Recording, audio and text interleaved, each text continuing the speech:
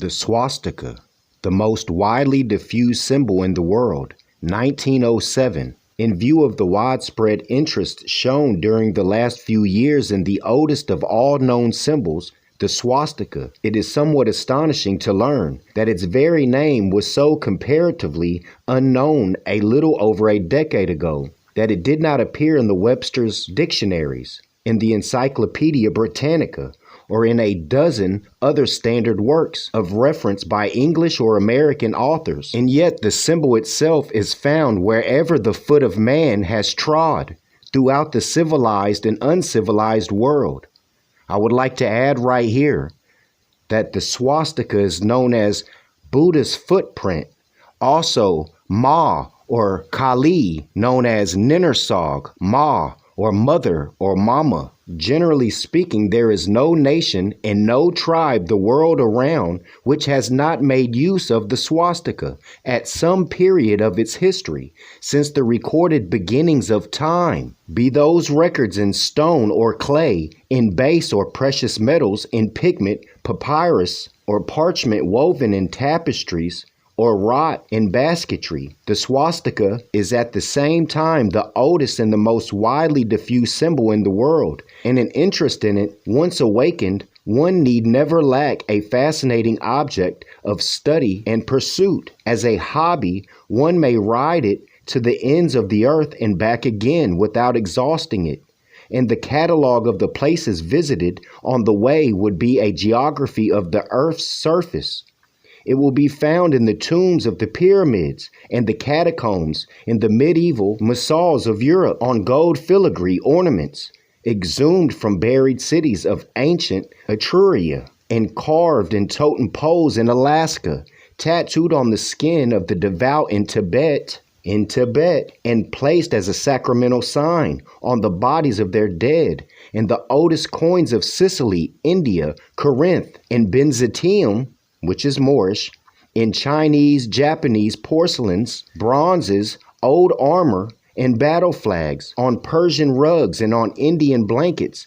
It is used as a crest by a noble family in Japan, and as a branding iron for cattle in Circassia, known of the cave dweller, the cliff dweller, and the lake dweller. In the age of iron, the age of bronze, and the age of gold, in the old-time Rome and classic Greece, literally from Greenland's icy mountains to Indian's coral strand, dug up from the very wells of ancient Troy, used by the aboriginal inhabitants of North and South America, which are the Moors, and South America, one may well ask whence it came and how it was so widely dispersed among all the people of the earth, and the meaning of the swastika, as varied as its habitat, but always of good omen or religious significance. It is a talisman, a charm, a protection from the evil eye, a sign of benediction, of blessing, of good fortunes, of long life, emblem of ancient deities, mythical or real.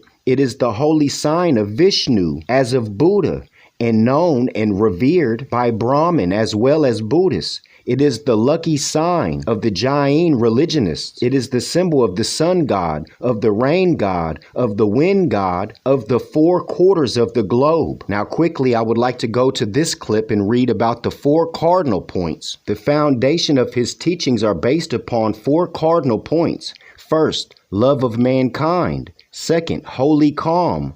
Third, the suppression of desires. Fourth, the protection of life. In reference to the last, so highly do they value life in all its forms that they will not kill animals or any kind for food. And it is the highest source of gratification to the Buddhist believer of today that not a drop of blood was ever shed in the propaganda of this religion that now extends over all southern and eastern Asia. Among the Chinese, it stands also for a great number, for infinity, which they express as 10,000. No symbol has given rise to so many interpretations as this mystic cross. General Lew Wallace in The Prince of India relates that the prince showed the sign of the swastika to Mohammed.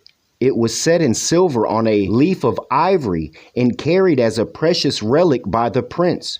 who said it was the symbol of the pure secret of the eye of right doctrine, whose innermost mysteries were entrusted to one of his ancestors by the great Buddha himself. To the prince had descended the office of keeper of this secret. Mohammed said to him, "Give me its meaning."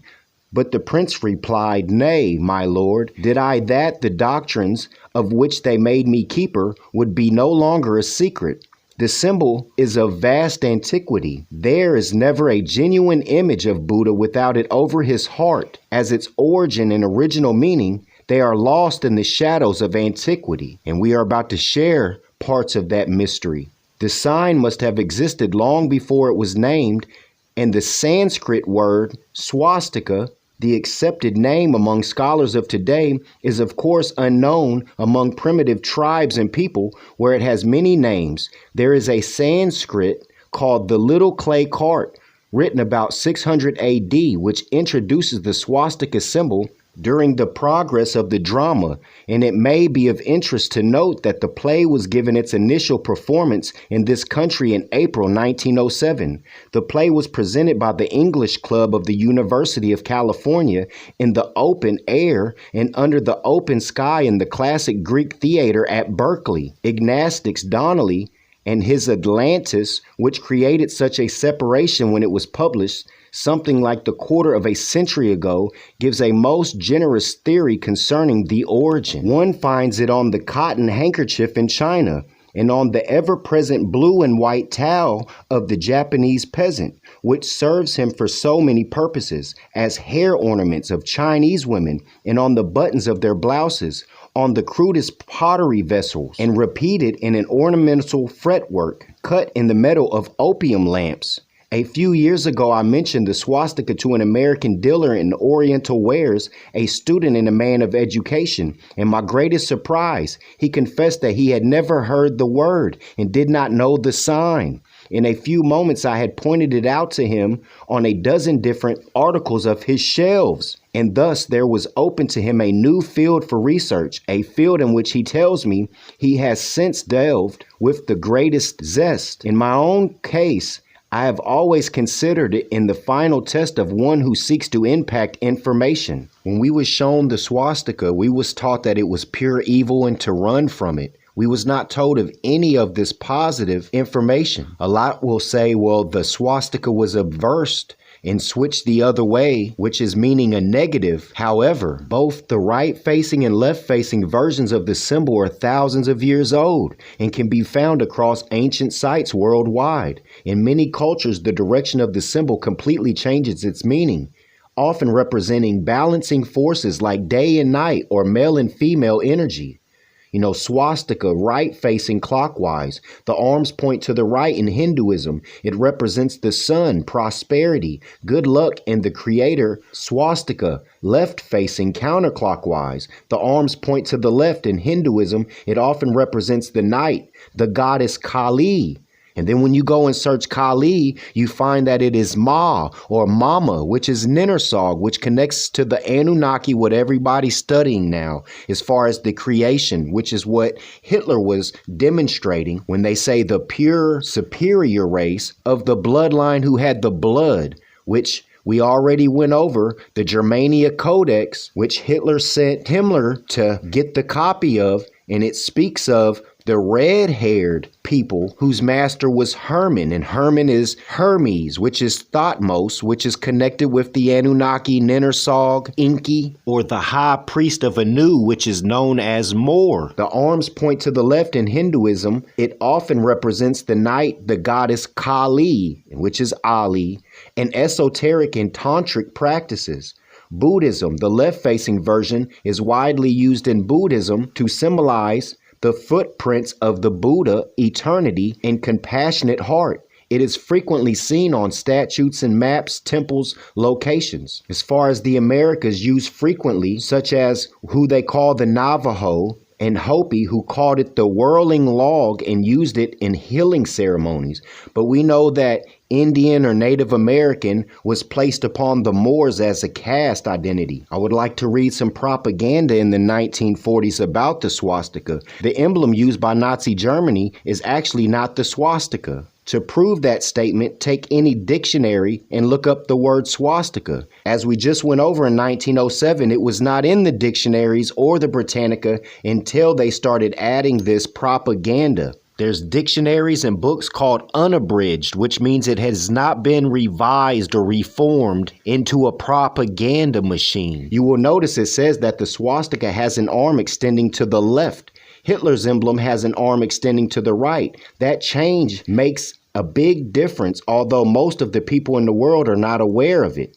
Years ago in a small Indian village, there was such a symbol with the arms extending to the right that took the name of the cross of death. That emblem was feared by the Indians, quote unquote, and today it is still feared by the people of Europe. So they are spreading the propaganda saying it is the cross of death, as if it doesn't exist for thousands of years before this, going both ways, counterclockwise and clockwise, which is aligned with the Big Dipper and the Little Dipper. One rotates around the north one way and the other rotates obverse.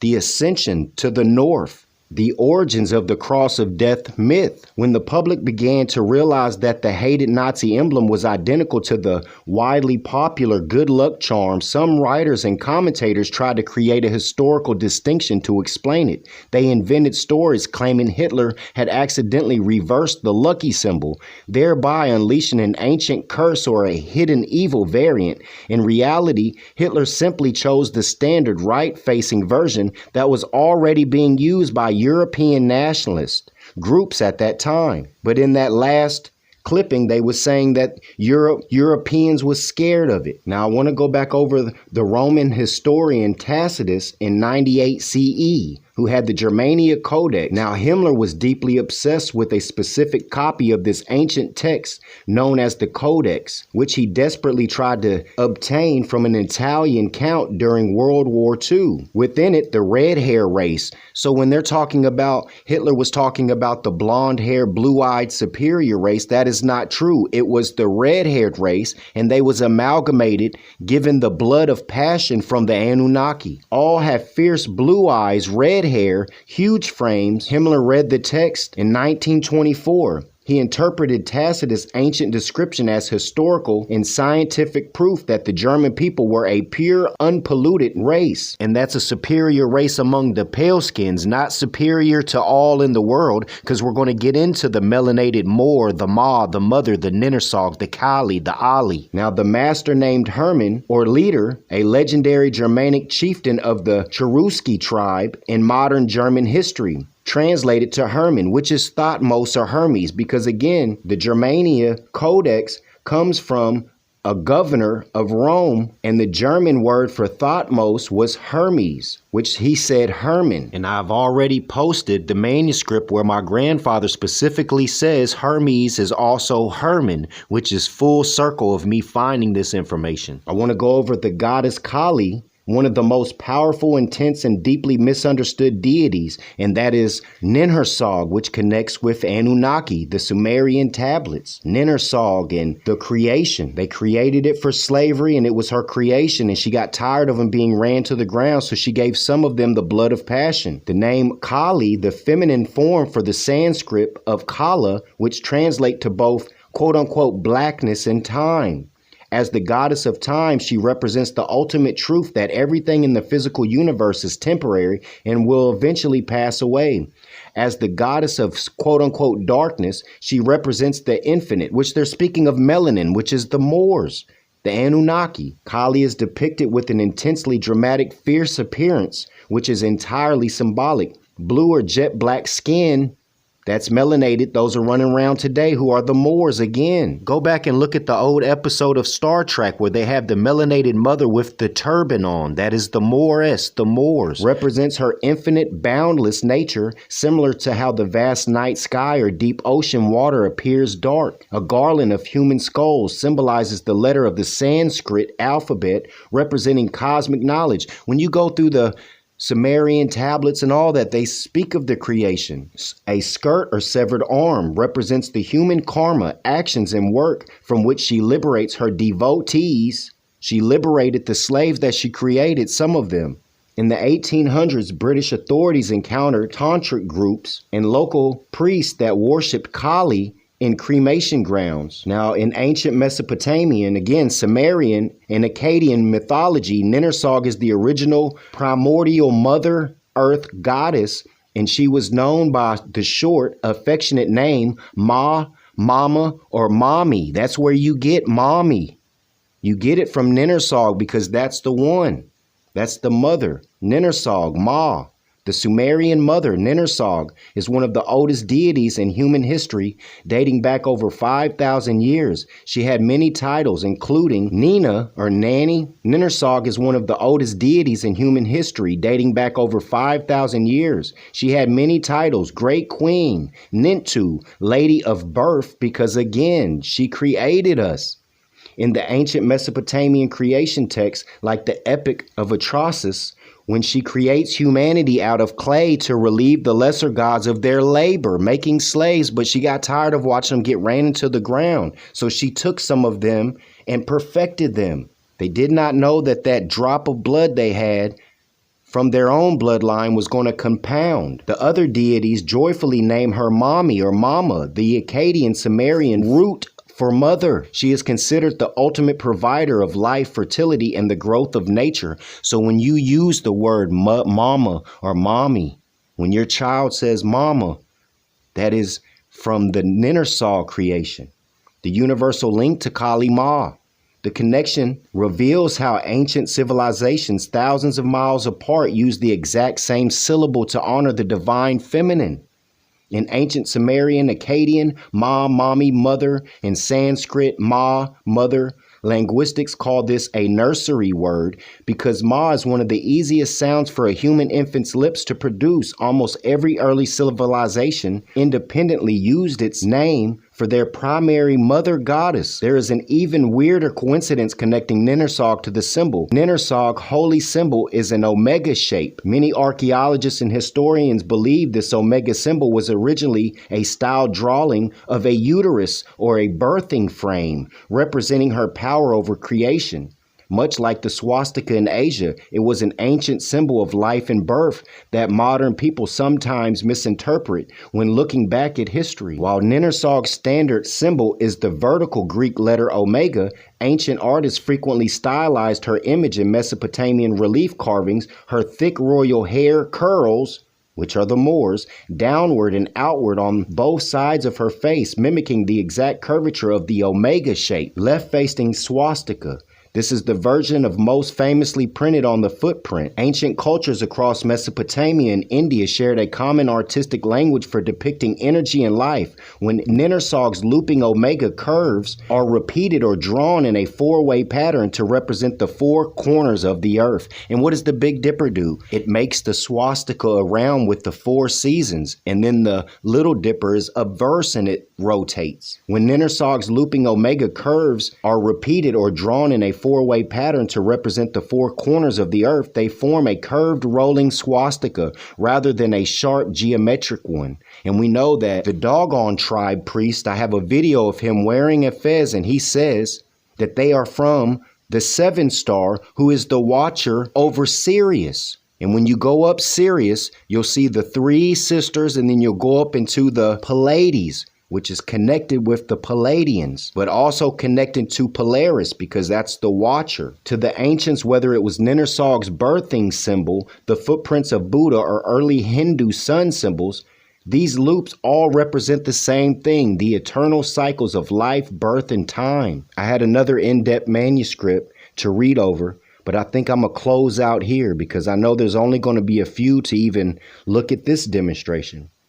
I hope you enjoyed, and I hope that you got some knowledge on this so that when you see that symbol or you hear someone saying that it's just a hate symbol, that you'll have some information to awaken them. Because again, this is a positive symbol, and you need to ask yourself, why was we shown this symbol and only told of negative connotations of it and no good? No good at all. I feel the demonstration came out pretty good. I gave you something to hold you over. I wanted to really come and give you some real gnosis this time. As far as the temple, I don't know how long I'm going to be able to keep the temple. As far as I'm concerned, I think I'm on the verge of just getting into the vessel and going. But I know wherever I may land, I'll be able to do the same as I'm doing now. I leave you in love and peace.